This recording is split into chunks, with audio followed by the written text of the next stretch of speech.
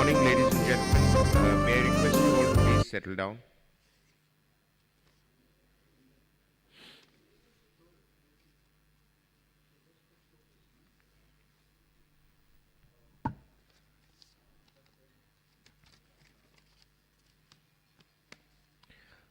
My name is Maroof Raza, and I've been associated with Security Watch India since its inception.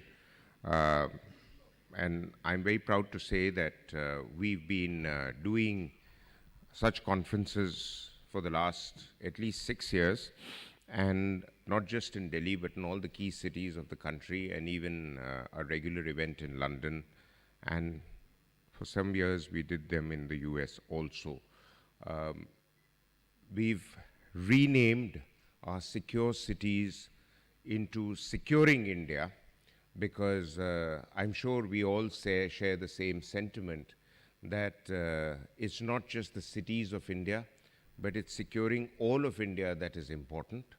And the threats that this country faces and the challenges that we are up against need not be overstated and repeated.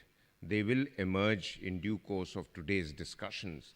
And I'm sure that with Shivani and her team having put together such a distinguished panel of speakers and experts, we are going to be on a very high learning curve through the day.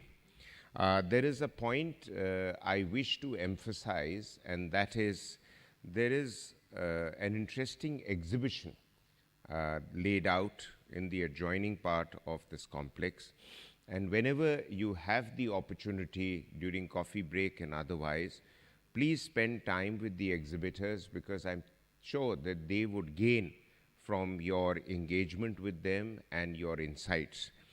We have modified the program just slightly once again.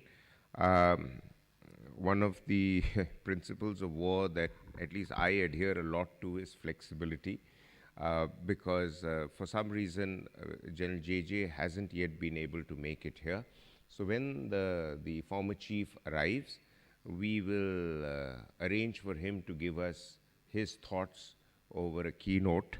And right now, what was General JJ's slot, I would take the liberty of passing it on to a man who's much in the news and somebody I deeply admire, General Atta Hasnain.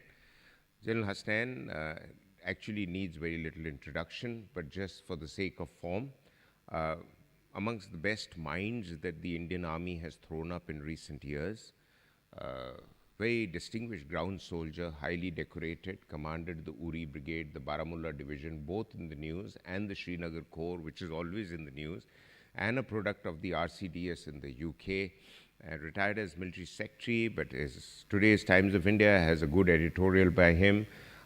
He's there quite regularly in the print medium, and from time to time when people like me can drag him to a television studio, though he's a bit averse to appearing on Times Now too frequently.